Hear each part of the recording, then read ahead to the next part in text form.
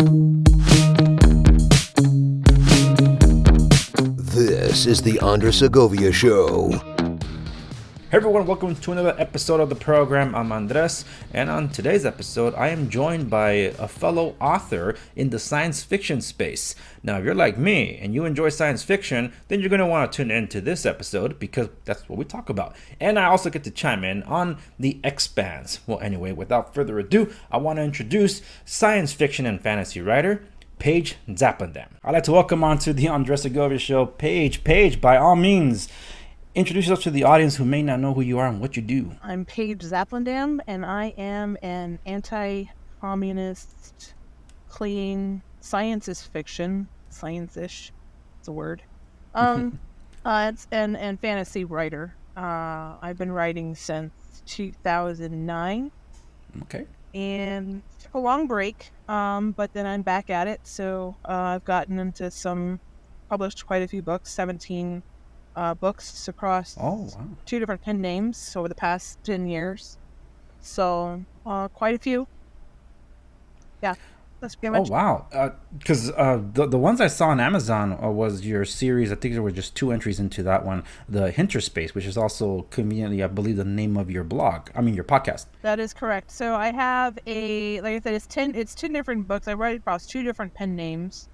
Page Zaplendam is one of them, and that's for my science fiction and fantasy.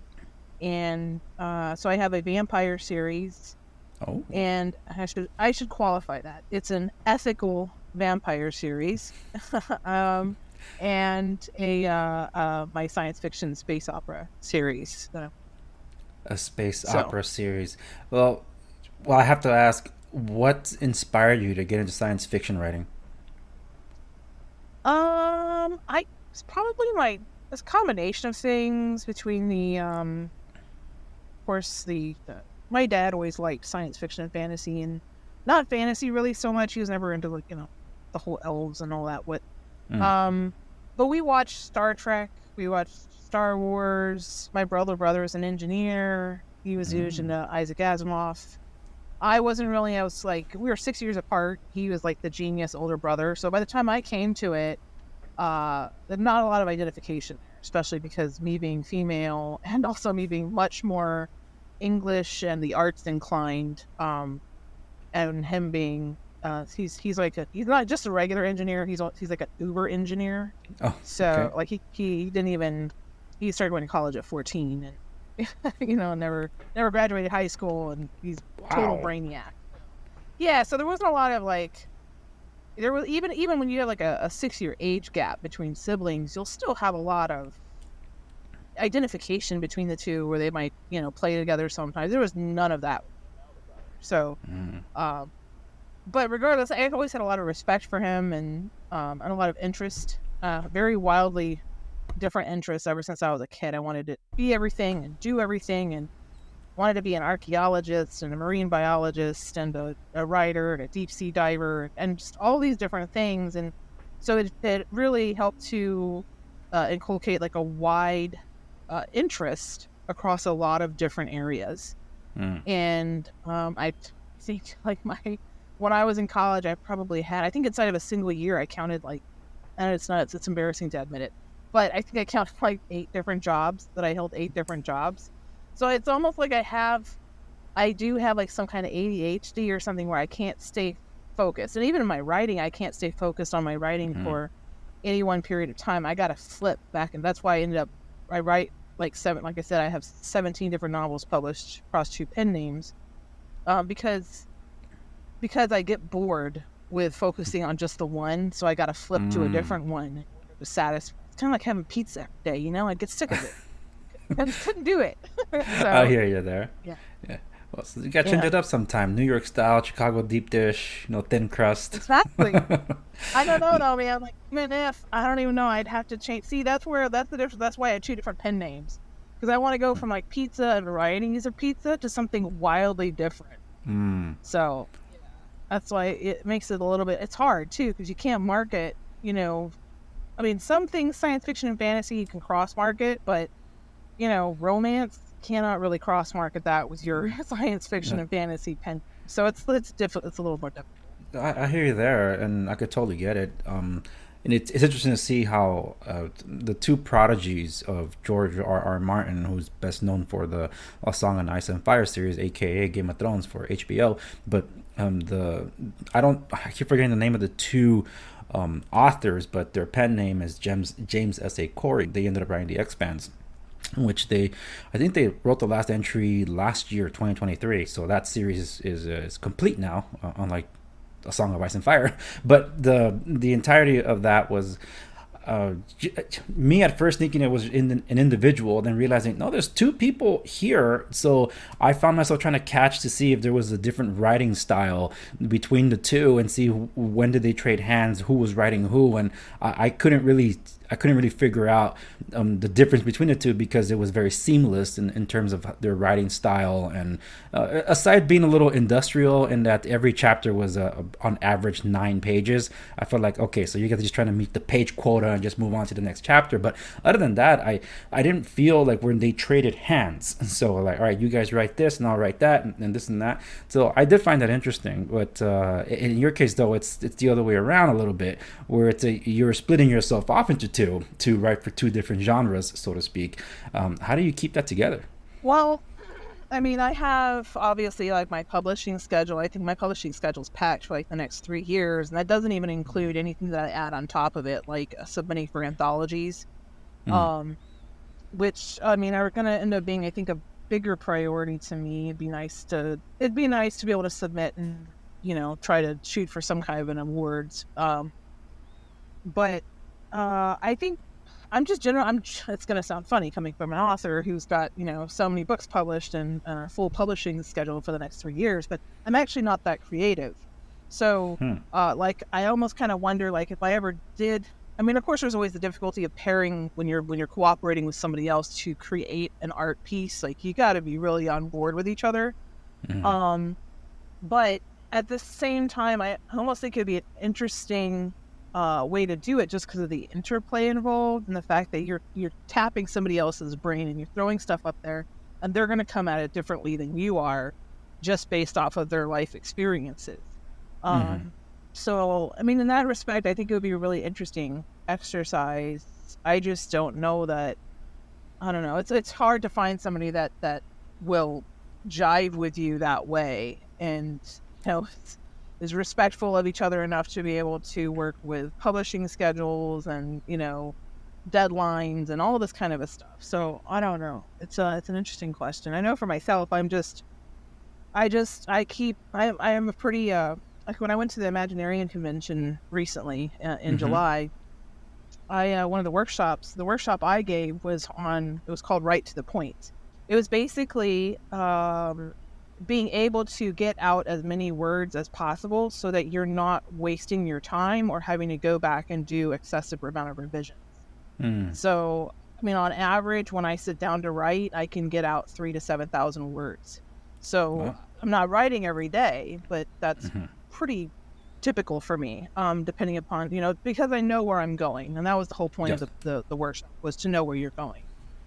So, I mean, it's for me, there's a lot of build up in the beginning, as far as storylines, and a lot of thought about the character and the character's motivation, the hero's journey, precisely because it saves me a lot from having to waste time on the other side of it. I'm trying to grapple with the fact that you have 17 books published and you're busy for the next 3 years. You say you're not creative.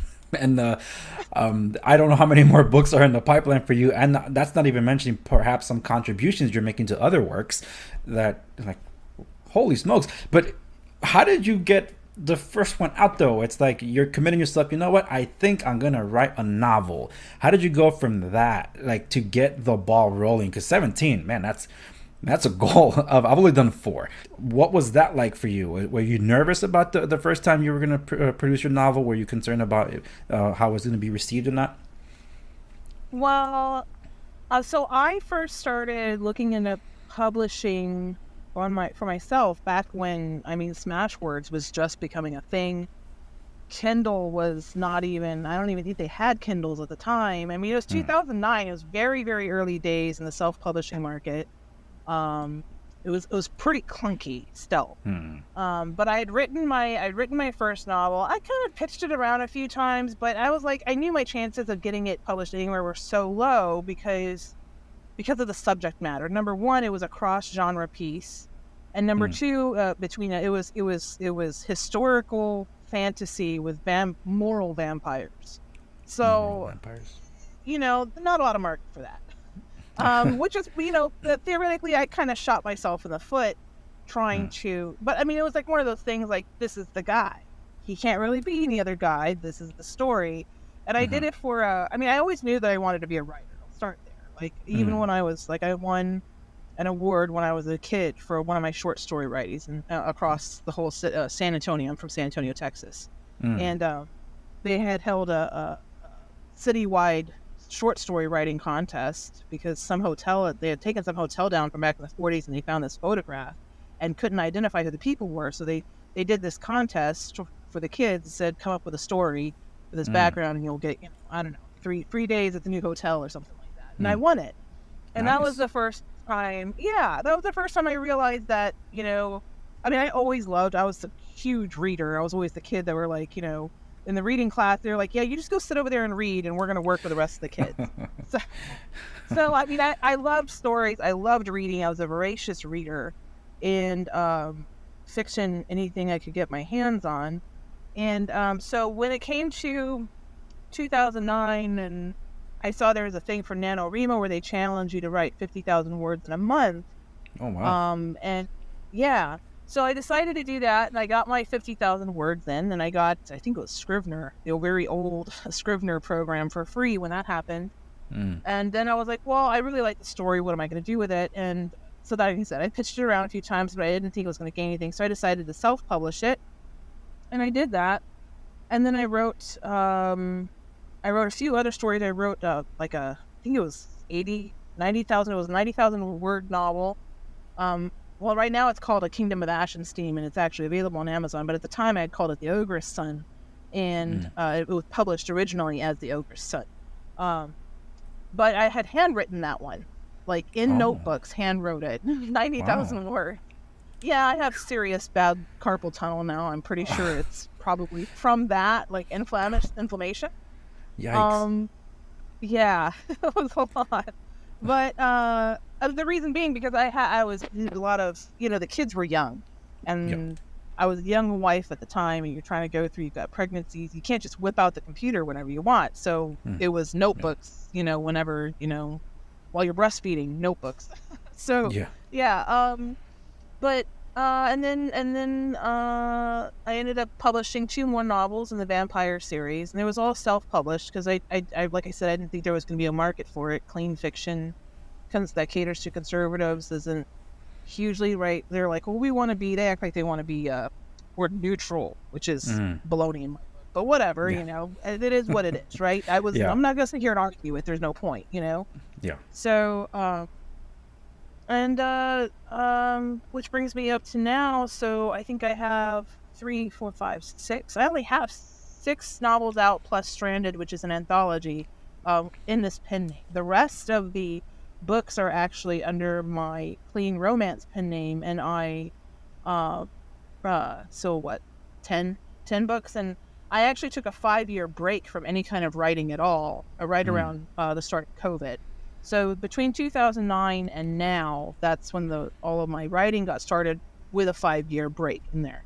And it really, really took off this past year when I got started into it again, and I realized I wrote basically 10 novels, or 7 novels, because I had 4 written in the other pen name already, something like that. 6 novels. I had decided I was going to write a novel a month. I was going to write and publish a novel a month. And I did. Yeah. So, I was pretty, well, no, because Privateer, Hinterspace 1 and 2 were both in there, part of that publishing bracket for this past year.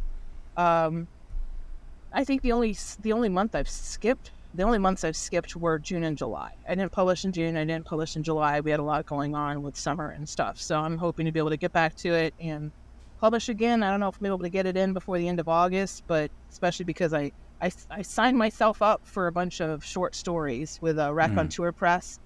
So, I mean, hopefully, I'm hoping to submit to them. We'll see if they take it. But I got to try.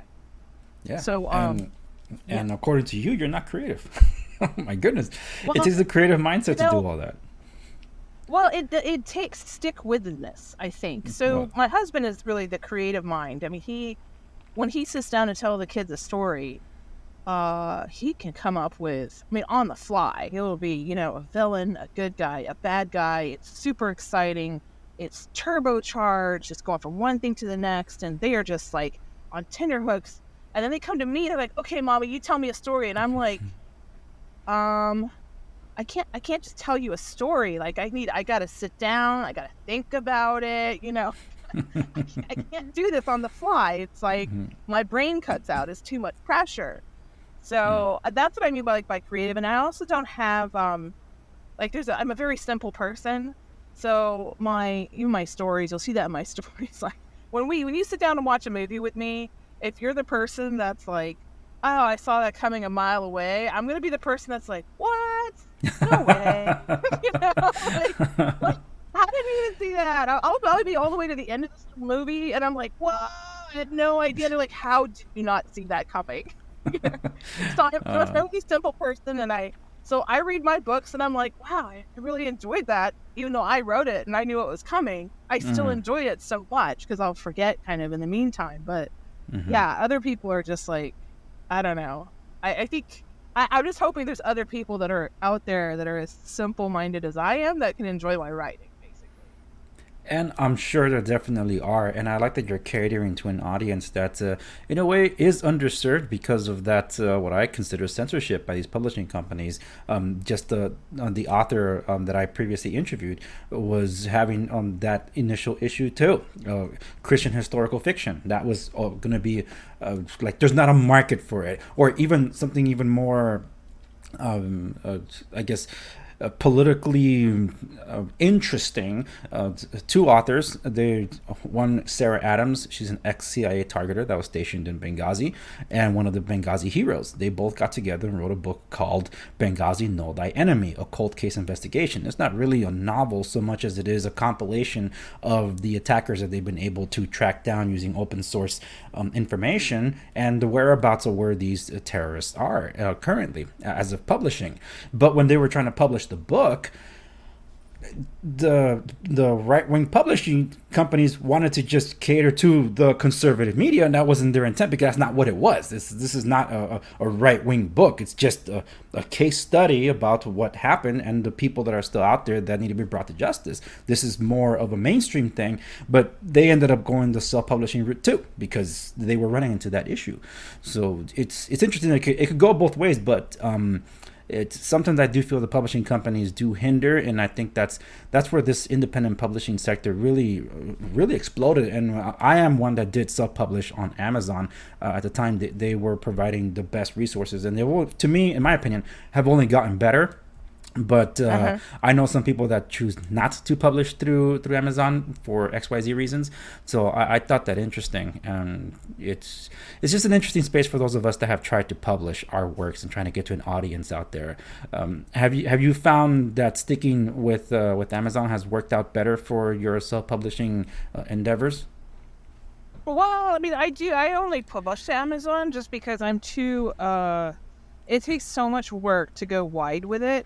And then you're talking about having to really cater to advertising. Not advertise. I don't advertise at all. But I mean, like, having to try to market to multiple platforms.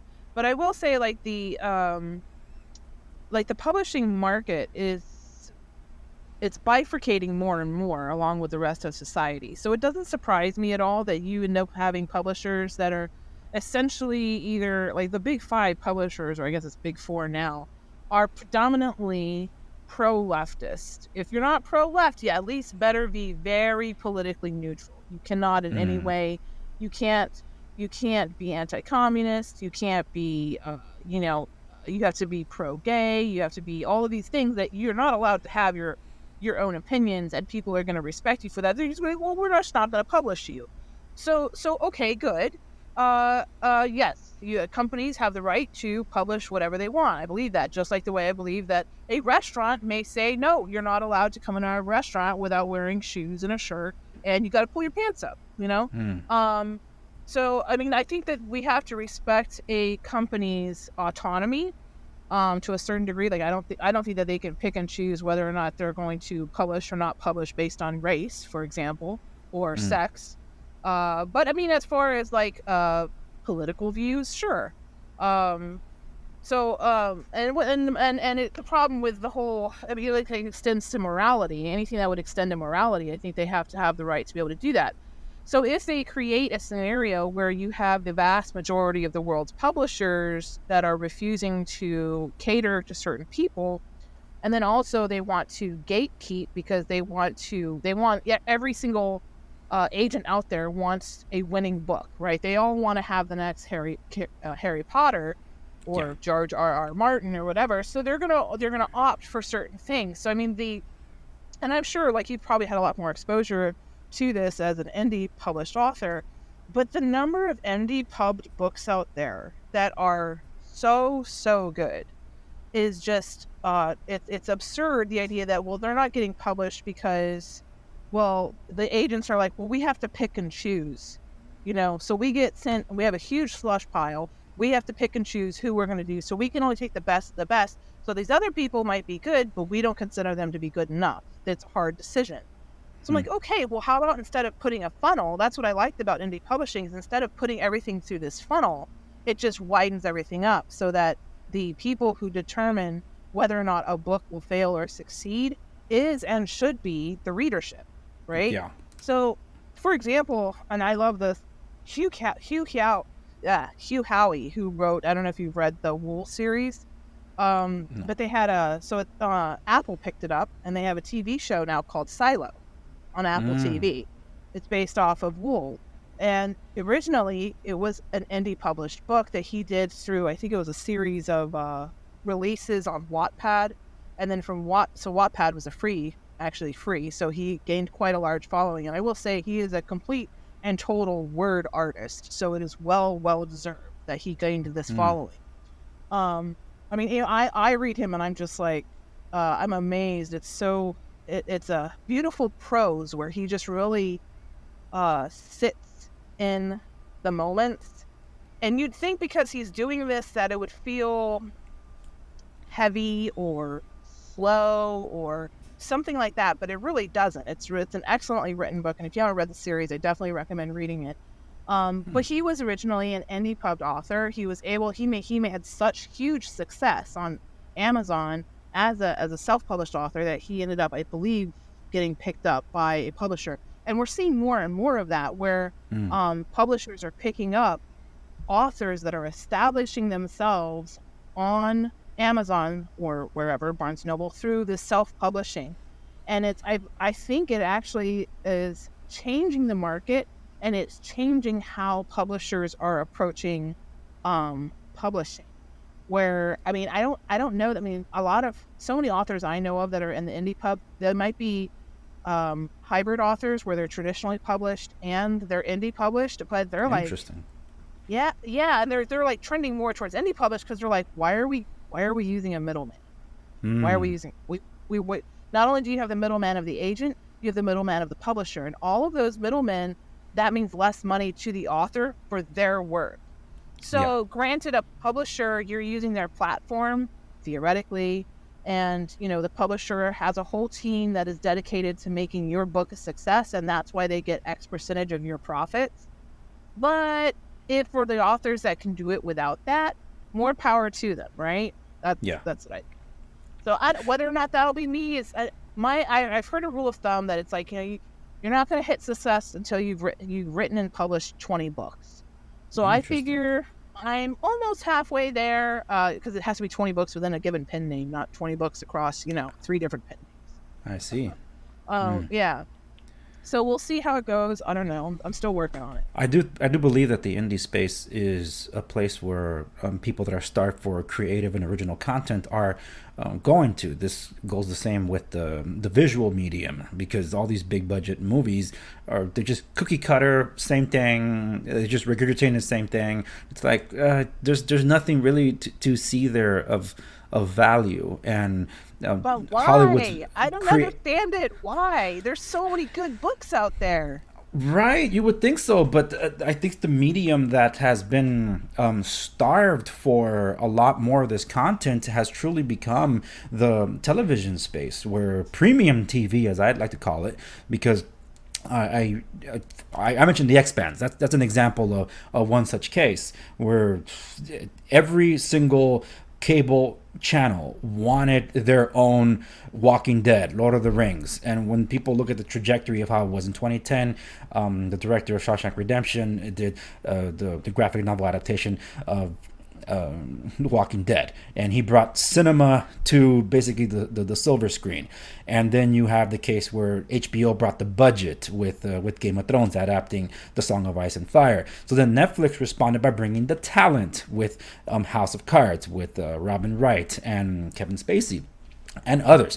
So it's amazing how that's what changed everything, because then sci-fi was like, the sci-fi channel was like, we need something. They ended up getting the Expanse, and then it becoming a cult hit, basically, that was brought back from cancellation a couple of times. Jeff Bezos picked it up because he loved it. That's why he moved to Amazon, and they finished off the 6 seasons, but a truncated 6th season because of COVID. But at least they try to respect the source material with that.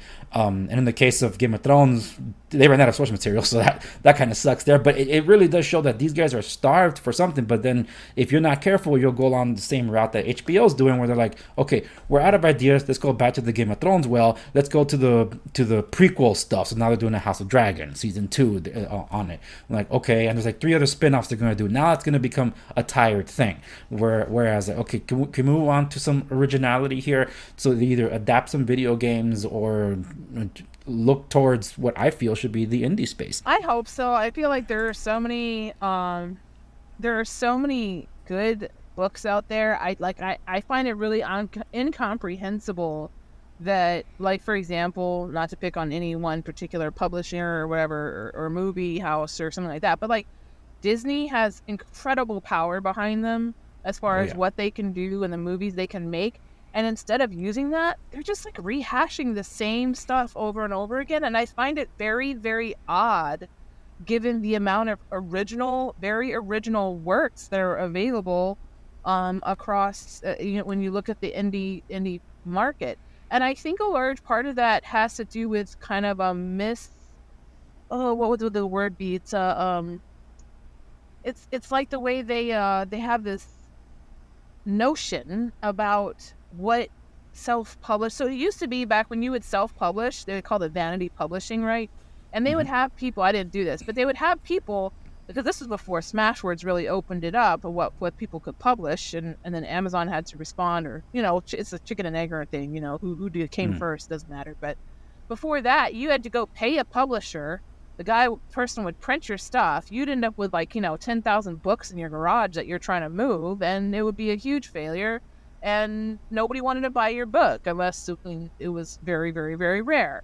So the whole self-publishing thing was very much seen as the only reason why you're self-published is because you're too big of a loser to get traditionally published. And I think that has been completely flipped around, but you're still ending up with all of these people, and you'll see it sometimes in the reviewer market, where they're like, they will not even look or accept books from anyone who's self-published. They only accept books from the traditional publishers. Interesting. And I think that's absurd, for one thing, because you're purposely creating a funnel, and not just a funnel, but a funnel to the exact same sort of material over and over and over again, and you're doing it on purpose, when you could open it up and there's this whole other world out there of typically, there's a lot of well-edited books that are out there that I've read in indie, because if they're not done well, they fail.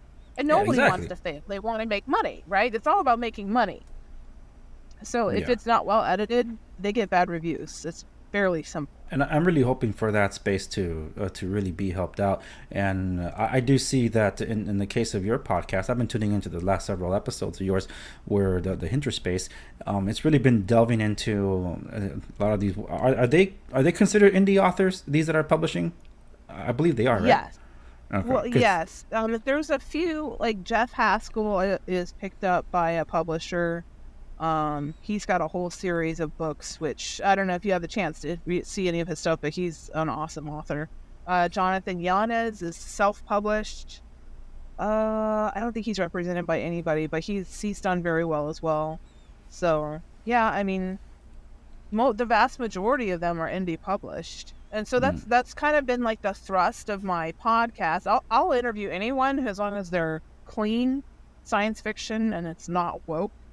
And part of it's to be able to help them gain traction, but also because like I said, I have a lot of fascination for the world. I've got a lot of fascination for other people's minds and how they think and how it is that they came to arrive at their stories. That's probably the biggest reason why I enjoy interviewing them and giving them a platform and a space, because I want other readers to learn who these people are and see them as like the resource to humanity, basically, that they are, and especially some of these older gentlemen that come on, I'm just like, they're such a treasure of wealth and knowledge and perspective. And like, I grew up in it's kind of tangential, but my mother was a case manager, and I grew up in I literally lived in a nursing home, like at one point in time, where we spent Christmas in the nursing home. So I had a lot of exposure to elderly when I was a kid. And like I said, I was always fascinated with their background and their history and their stories. And it irked me that they were going to go to their graves by and large with, especially talking about the greatest generation and people who'd gone to war, seen these things and gone through these things. Like even my own grandmother, she's Filipino, and she's talking about, she saw the Bataan Death March. She saw like so many, they would escape. They went up to the hills when the Japanese came. They lived up in the hills. There's all these things that without writers and journalists to record these things, they're lost forever to posterity. And that has always kind of bothered me. So storytelling for me is kind of it's nice and it's fun and it's a hobby, but it's almost like also a kind of a vocational kind of a thing. I want people to tell their story in whatever medium that they're going to tell it. If they're going to tell it through science fiction, then so be it. I totally agree, and that's something very similar with me. And I was a kid listening to these war stories from someone that a very nice family that helped my parents get started in their business back in the early 80s. And every time we would go over their house, and just hearing him tell these stories from World War II and the Korean War and all that, I'm like, wow. My father would always, I remember this as a kid, him telling Dr. Charles Lang was his name, and he would tell him, like, you really got to write a book about this. And he never did write a book, and unfortunately ended up getting a stroke and wasn't able to even speak anymore at that point or write.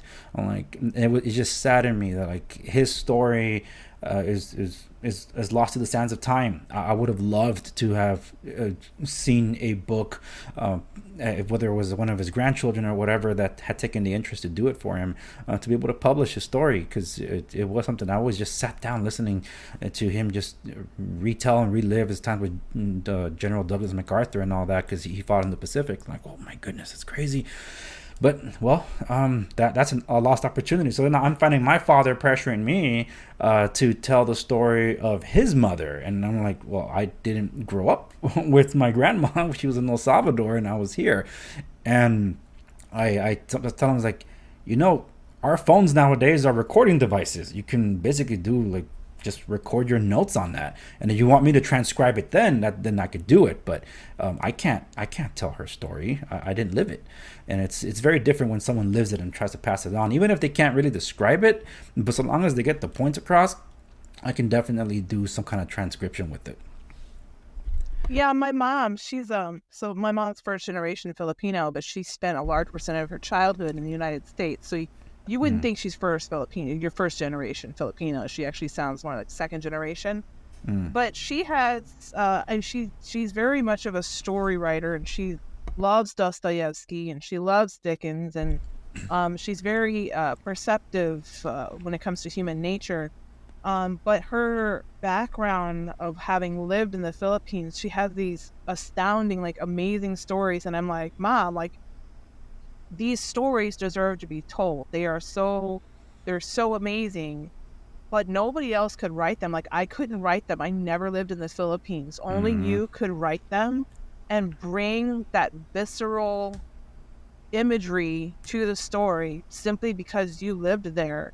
Like I can't do that. I can try, but it's going to be like a pale, image of what you could do. Like it would be almost pointless for me to try to attempt that within the context of the life that she's loved. You and I are kind of in tandem in that same sentiment. Like for those that lived it and those experiences, even if they don't have the know-how, these stories need to be passed on. So I hope that they get their opportunity for those that still can. Yeah, and it's funny because I think that's part of the reason why I like science fiction and fantasy so much, is because it gives us an open door to be able to write about things that basically nobody's experienced. So exactly. You don't have to worry about satisfying most people's preconceived notions about stuff. Now, I grant you, certain people are especially the hard science fiction lovers. It's like if you write a soft science fiction or a space opera,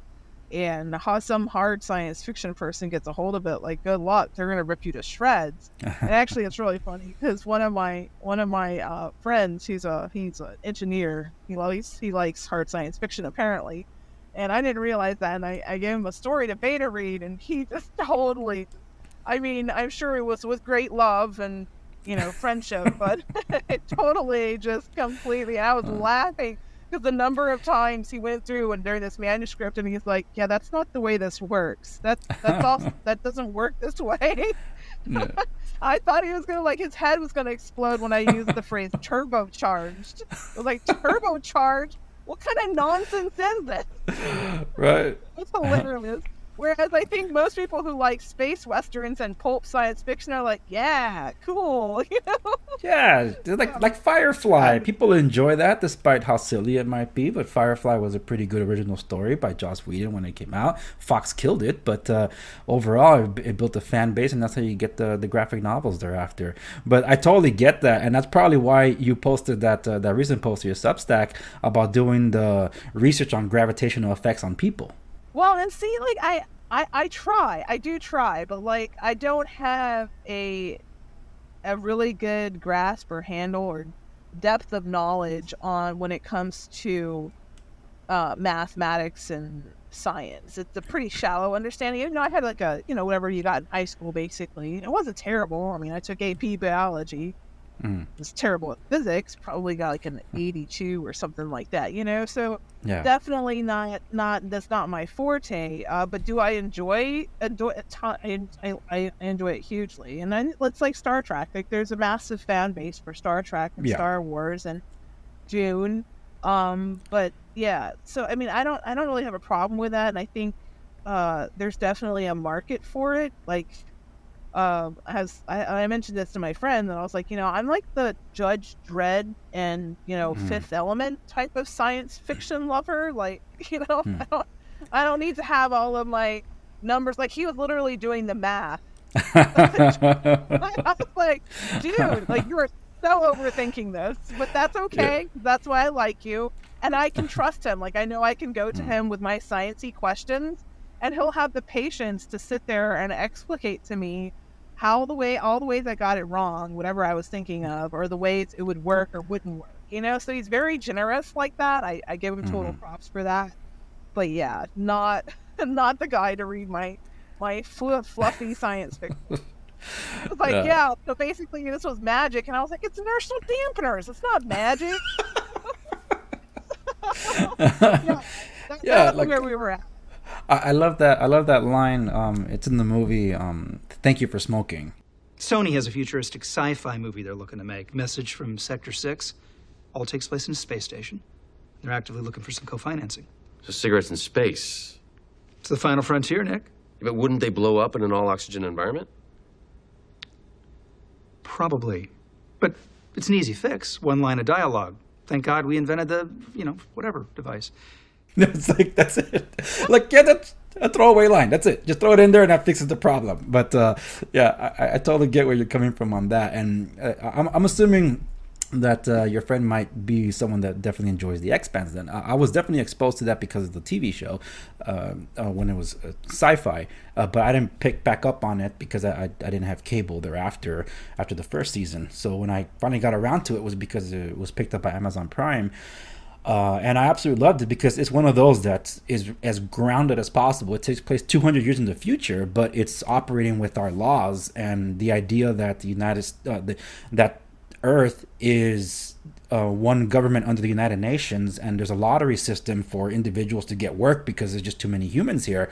And then we've already kind of populated the asteroid belt because it's a mining colony that's out there, and there's terraforming Mars.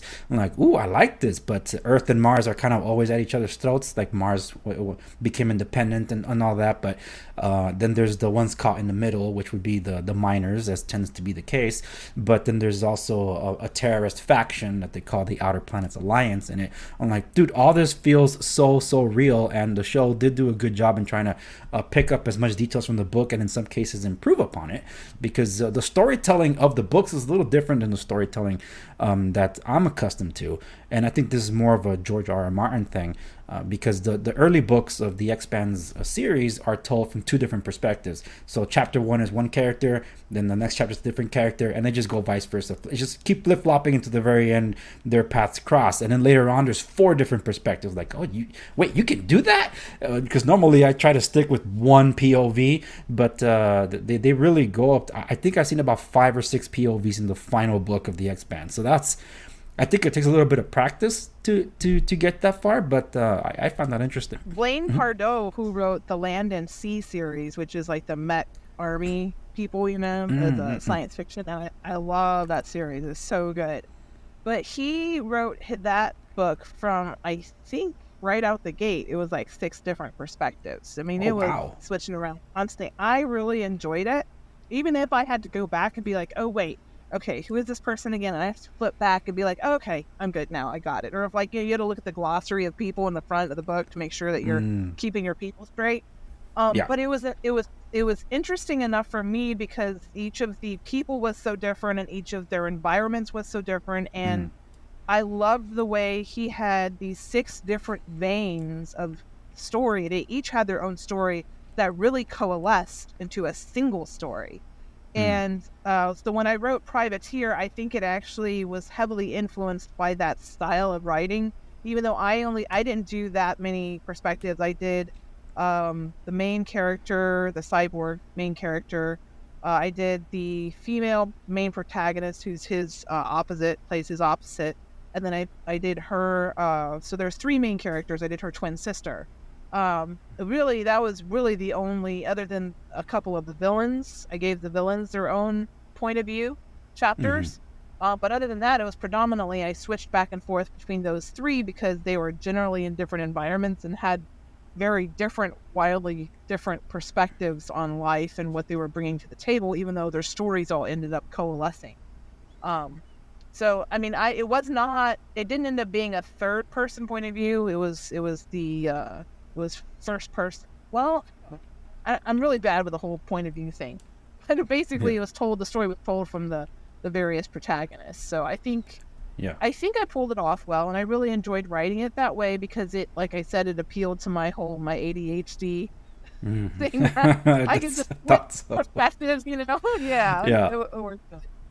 Yeah, and that's kind of where I find myself in the 4th entry to my novel series, because I'm like, I think I might have to tell it from different perspectives. But as I was developing and outlining it, I'm like, man, it's going to feel like a bunch of short stories put together. So that was kind of at first my concern, but as I became more exposed to other authors doing different character POVs, I'm like, then maybe I can do it. They're all analyzing the same. In this case, all these different characters are all impacted by the main character, but this would be a book where basically the main character, we don't get his POV. Instead, because the past 3 books have only been his POV, that the 4th book are the people's lives that were impacted by the main character. And seeing it from their POV. So I've been toying around with that. I haven't committed to writing that just yet, but the outline is looking more and more like I will go that route. So it'll be an interesting experiment. But just to satiate my audience, I did drop a short story that kind of bridges the gap between 3 and 4 to understand why there's going to be a shift. So that's going to be, I think, an exercise in creativity for myself, and I'll see how that goes. But man, writing is a fun medium, and definitely science fiction is a way that I find that we can tell stories of morality, tell stories of cautionary tales of what happens today, or even historical stuff, but through something that most people can relate to, that I feel is more appealing to a lot of people, instead of, oh, I don't want to read a history book. Well, it's not a history book, it's science fiction. It's like, oh, okay, cool, but it's really derived from historical events.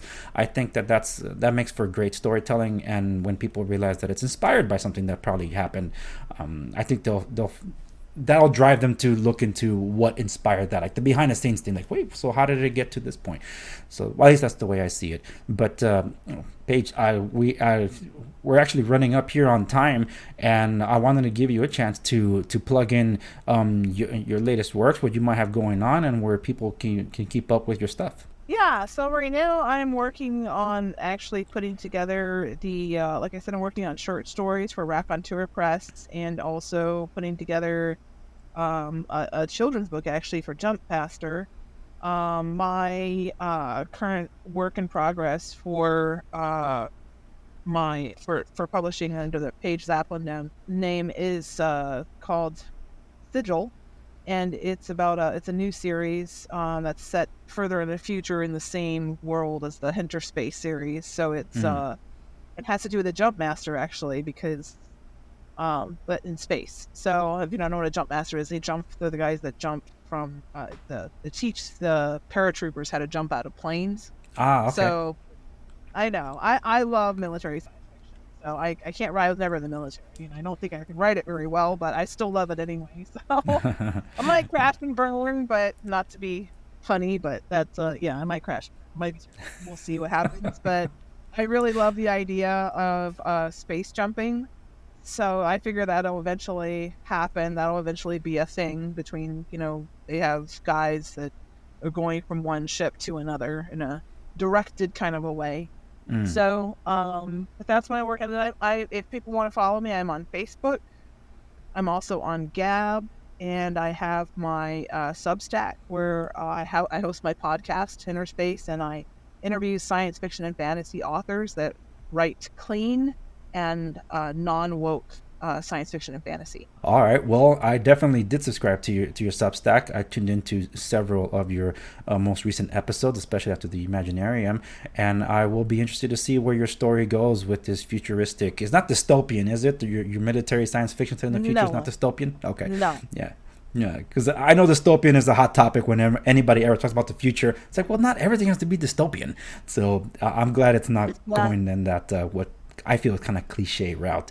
But okay, well, I do wish you. If there's cliche about it, it's that my heroes tend to be romanticized. So in that, sure, I guess.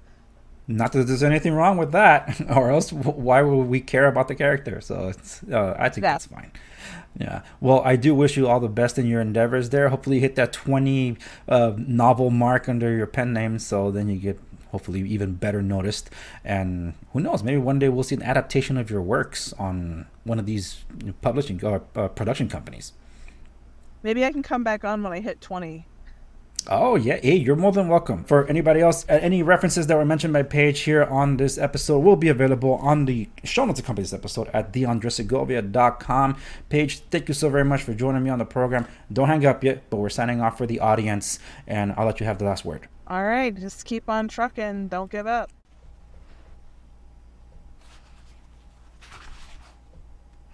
Oh.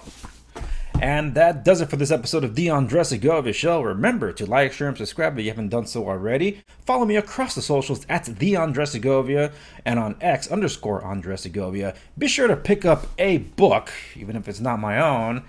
And I'll see you in the next one.